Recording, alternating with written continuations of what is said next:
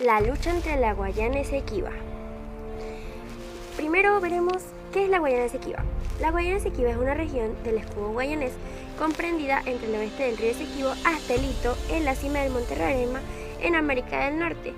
Tiene una extensión de 159.542 kilómetros cuadrados que la República Cooperativa de Guyana administra como propio, pero cuya soberanía es reclamada por Venezuela basándose en el Acuerdo de Ginebra del 17 de febrero de 1966.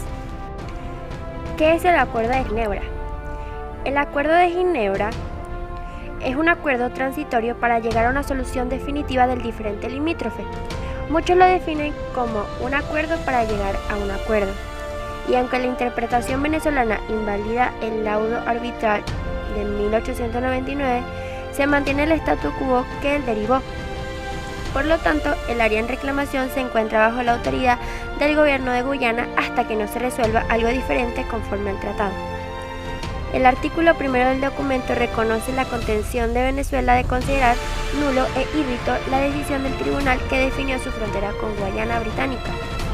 El Reino Unido, al firmar el documento, reconocen el reclamo y la inconformidad de Venezuela, acordándose así encontrar una solución práctica, pacífica y satisfactoria para las partes.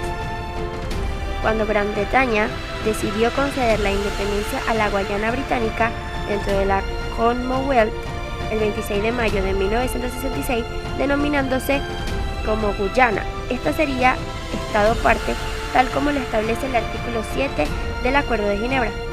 Por ello, Guyana ratificó el Acuerdo de Ginebra el mismo día de su independencia, reconociendo de esta forma la reclamación venezolana sobre el territorio al margen occidental del río Esequibo. Venezuela reclama el territorio como propio, y en sus mapas el área suele aparecer rayada oblicuamente o con la leyenda zona en reclamación, sujeto al Acuerdo de Ginebra del 17 de febrero de 1966. El territorio es reclamado como parte integrante de la jurisdicción de los estados Bolívar y de Altamacuro. Guyana posee el territorio como soberano, y en sus mapas el área aparece como parte integrante de 6 regiones del país, abarcando la totalidad de las regiones de Barima-Guayní, Pomerons-Penam y Cuyuni-Masurini. La mayor parte de las regiones de Alto Tucutu, Alto Esequibo y Potaro-Ciparuni, y la parte occidental de la región de Islas Esequibo de Merara Occidental. Guyana, oficialmente República Cooperativa de Guyana, estableció la inclusión del territorio Esequibo dentro de sus límites en la Constitución de 1980, reformada en 1996, que sostiene que el territorio del Estado abarca las áreas que inmediatamente antes del comienzo de esta Constitución fueron comprometidas en el área de Guyana, junto con otras áreas que pudieran ser declaradas como parte del territorio del Estado por ley del Parlamento. Estas áreas son las que conformaban la colonia de la Guayana Británica antes de su independencia, para la cual la Gran Bretaña reconoció como límite occidente al río Esequibo, cartografiado políticamente a su favor en 1938. La historia. Desde 1777, con la creación de la Capitanía General de Venezuela por Carlos III, se estableció como frontera oriental entre España y Países Bajos el río Esequibo desde su nacimiento hasta su desembocadura en el Océano Atlántico. Sin embargo, la posesión de este territorio sería solo de iure, puesto que no sería colonizado por España. En 1814, Gran Bretaña quedó en posesión de los territorios coloniales holandeses de Demerara, Perdice y Esequibo. En 1822, Venezuela se vio obligada a protestar las continuas invasiones de colonos ingleses en territorio venezolano. El ministro venezolano en Londres, Dr. José Rafael Revenga, por instrucciones del libertador Simón Bolívar, presentó la denuncia oficial a las autoridades británicas en los siguientes términos: los colonos de Demerara y Berbice tienen usurpada una gran porción de tierra que, según los últimos tratados entre España y Países Bajos, nos pertenece del lado del río Esequibo. Es absolutamente indispensable, termina diciendo el diplomático venezolano, que dichos colonos o se pongan bajo jurisdicción y obediencia de nuestras leyes o retiren a sus antiguas posesiones. En 1831 se constituye la Guayana Británica por orden del rey Guillermo IV del Reino Unido. Desde ese momento, el gobierno británico estimuló el avance y establecimiento de colonos en las tierras situadas al oeste del río Esequibo. Favorecido por la despoblación y por la precaria situación de Venezuela, que iniciaba entonces su organización institucional tras una larga guerra de independencia. En 1835, Robert Hernán Schomburg trazó una línea fronteriza entre Venezuela y la Guyana Británica, desde el río Moruca hasta el Esequibo, de una extensión de 4.290 kilómetros cuadrados. En 1839 trazó una segunda línea llamada Norte-Sur y abarcaba la desembocadura del Amacuro hasta el Monte Roraima, lo que representaba unos 141.930 kilómetros cuadrados. La migración de los colonos británicos hacia los territorios situados más allá del margen izquierda del Esequibo originaron la primera reclamación de Venezuela ante el Reino Unido. Las negociaciones se iniciaron en 1844 mediante la proposición hecha por el representante de Venezuela, Alelo Fortique, basándose en el territorio de la Capitanía General de Venezuela y el principio recogido en el Uti Possidetis Iure, para que se reconociera al río Esequibo como línea fronteriza, alegando con documentos la jurisdicción venezolana en esas tierras que habían formado parte de la antigua provincia de Guyana. Reanudación del conflicto. En 1962, Venezuela por primera vez y de manera oficial reclama como suyo en la Organización de las Naciones Unidas el territorio ubicado al oeste del río Esequibo, alegando vicios de nulidad y lo que se conoce en derecho internacional como actos contrarios a la buena fe por parte del gobierno británico, además de una supuesta componenda de algunos de los miembros del Laudo de París. El gobierno venezolano expone el 12 de noviembre de 1962 al gobierno de Londres 10 puntos en los que basan su reclamación. Exceso de poder por decretar libertad de navegación sobre los ríos Amacuro y Barima, lo que de acuerdo al derecho internacional invalida cualquier laudo arbitral. Presentación de mapas adulterados según Venezuela por parte de Gran Bretaña en el Tribunal Arbitral. Ausencia de motivación en la decisión arbitral. El tribunal otorgó 17.604 kilómetros cuadrados a Gran Bretaña, reconocidos como venezolanos por el propio gobierno británico. La línea fronteriza supuestamente fue impuesta a los jueces por el gobierno británico. El presidente del tribunal arbitral coaccionó a los jueces para aceptar la demarcación británica. Esta demarcación fue una componenda, así lo calificaron algunos funcionarios británicos según Venezuela. Venezuela fue engañada y el Reino Unido actuó en modo contrario a la buena fe del derecho internacional. Venezuela fue informada luego de que el laudo arbitral tomara las decisiones, componenda de los países miembros del tribunal arbitral.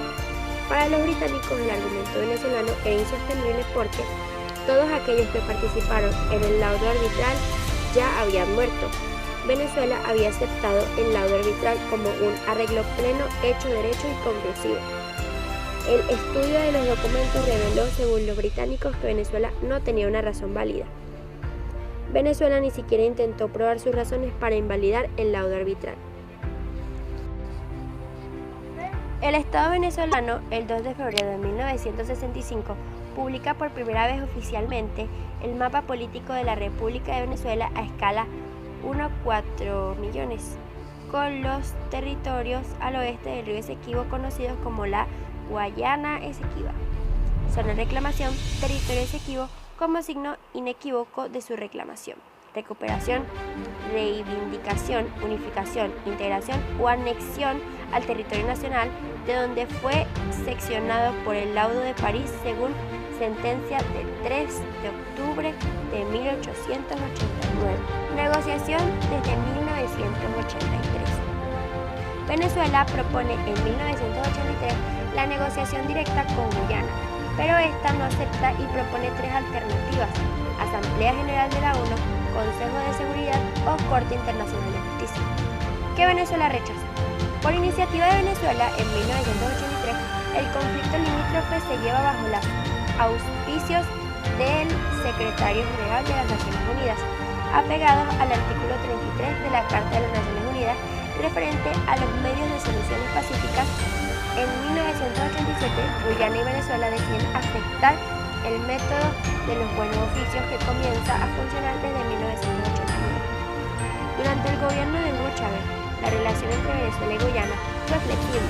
En un principio se continuó con la agenda de reclamar el área, pero a partir de 2004 el gobierno chavista permitió las operaciones de infraestructura y desarrollo del gobierno de Georgetown e incluso se llegó a afirmar que la reclamación de 1962 fue orquestada desde Washington para presionar al gobierno izquierdista de Guyana.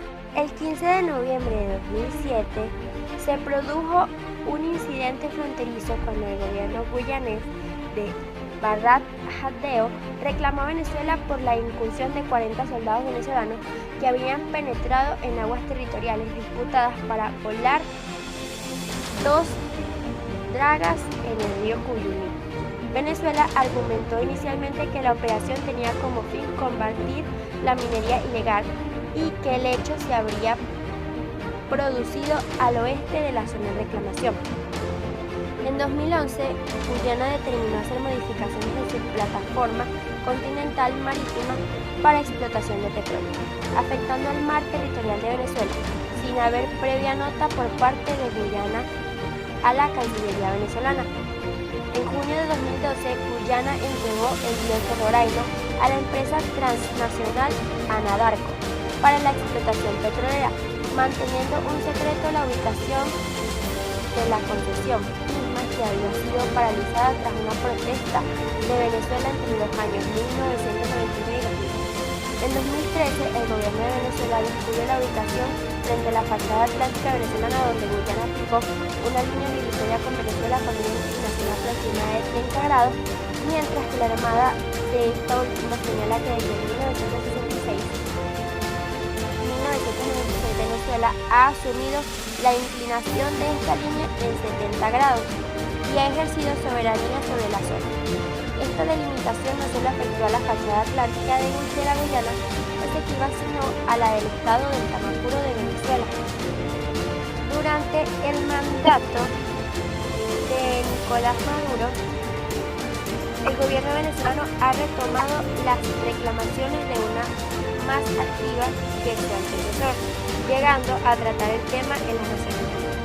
El 11 de octubre de 2013, Guyana acusó a la Armada de Venezuela por detener al barco petrolero estadounidense RB Technic Perdana, contratado por el gobierno guyanés, y ordenarle dirigirse a la isla de Margarita, considerando el acto como una seria amenaza para la paz de la región. En diciembre de 2014, la canciller guyanesa Caroline Rodríguez Birquet planteó que en 2015 se estudiaría la posibilidad de acudir a organismos internacionales diferentes a los acordados con Venezuela, como la Corte Internacional de Justicia, argumentando que después de varias décadas no se había logrado llegar a una solución efectiva al conflicto territorial.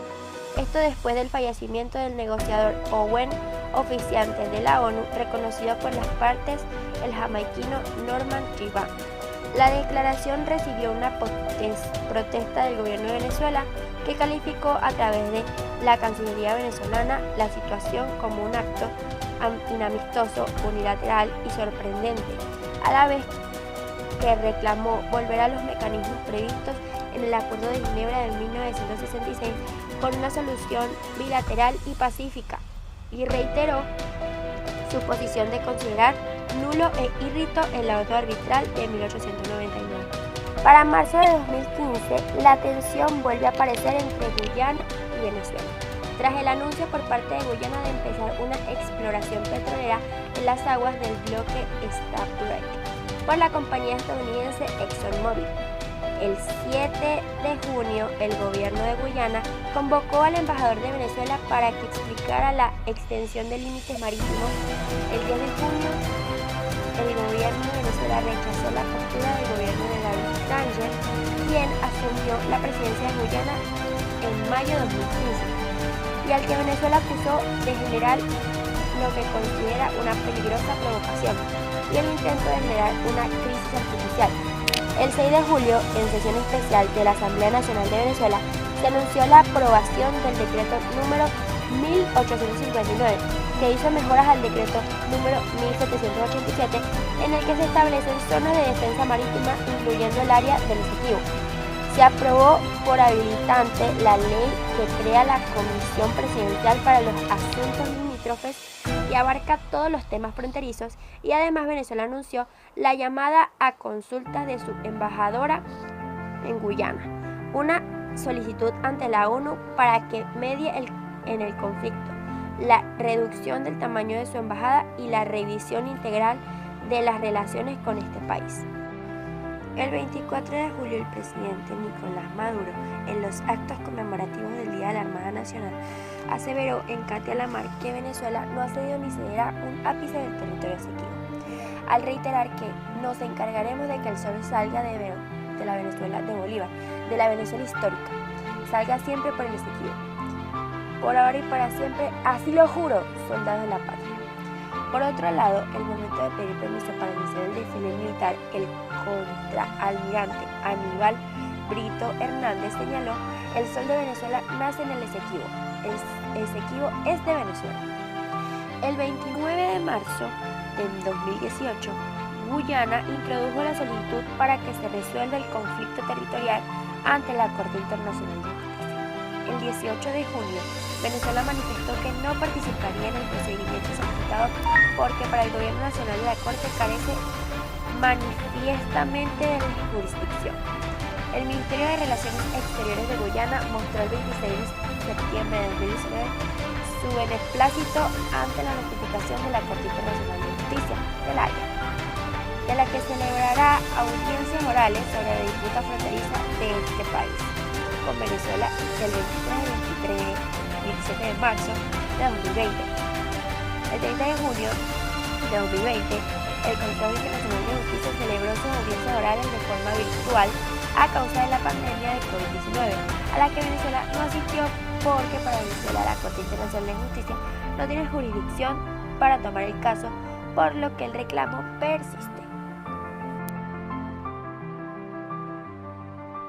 Ya estoy mirando el río.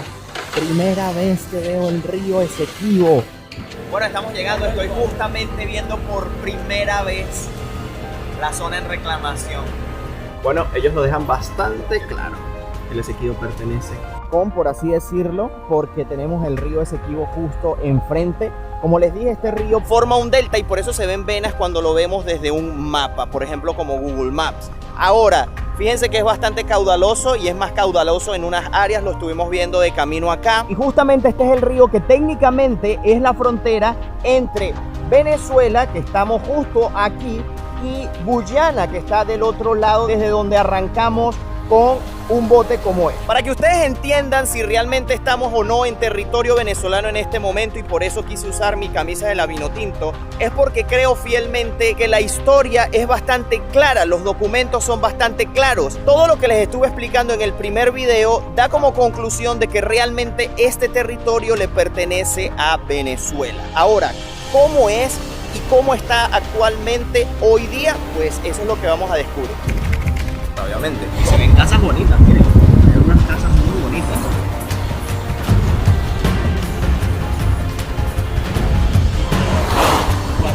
What is your name? Anthony. Anthony. Yeah, Nice to meet you. His brother's name is Yeah, my brother. Okay. Can I ask Right, you a yeah. question? Yeah. Do you know about the conflict between Venezuela and Guyana for the territory of the Esequibo? Territory. Yeah. The thing is, what they're fighting for. This was the place they're fighting for. Esequibo. What do you think about that? My opinion, we learn it in school. It comes down in history.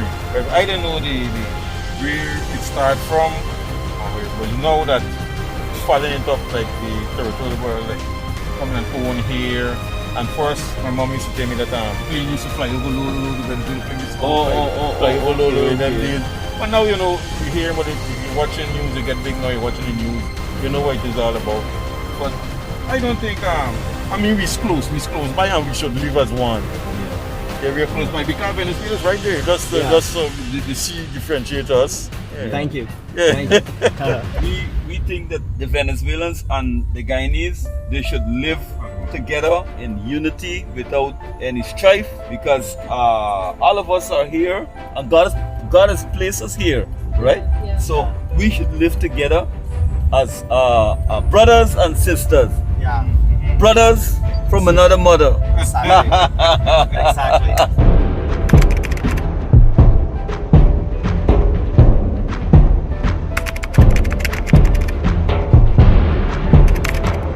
Bueno amigos, esta es la principal venta de gas de aquí, de este lado. Y eso que ustedes están viendo allí es el antiguo pues, puerto del ferry, el primero que se construyó. Bueno, vean esta parte curiosa, y es que justo lo que ustedes están viendo justo acá es una penitenciaría para menores de edad. Miren eso. Miren, hemos llegado a Sodi, es el pueblo más puerto. Este es el hospital. Esta sería la oficina de correos de Sodi, miren qué tal, toda de madera.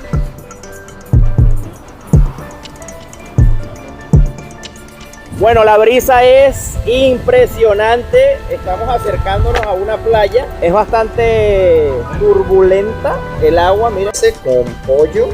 Y voy a pedir un pancito de estos que se ve bueno aquí arriba. Y Angie se va a pedir unas bolitas de estas que tienen huevito adentro. Y quizás arroz. Y miren mi pollito allí.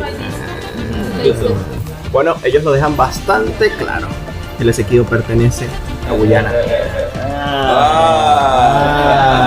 Estas tres comidas nos salieron en $5 cada una, aproximadamente $3,000 guyaneses o $15. Bueno, vamos a probar a ver qué tal está el arrocito. Es good, está bueno. Y ahora con pollito. Sabía así como a pollo agridulce de los chinos. Más o menos está por ahí el sabor. Ya saben la influencia que hay aquí. Bueno, miren, y sí pudimos conseguir un poco de la comida tradicional y aquí de Guyana, y es esta. What is the name of Pepper pot. Pepper pot? pepper pot? It's called pepper pot, yes. This is our traditional dish from the Amerindians. Comen esto en la mañana, sobre todo en época de Navidad. Es una comida de las tribus indígenas y normalmente lo remojan con justamente este pan que nos habíamos comprado. Entonces vamos a ver qué tal está esto. Miren, aquí nuestro amigo ya está probando y simplemente hizo así, miren, remojó, luego así, y vamos para adentro. Es dulce. Es dulce.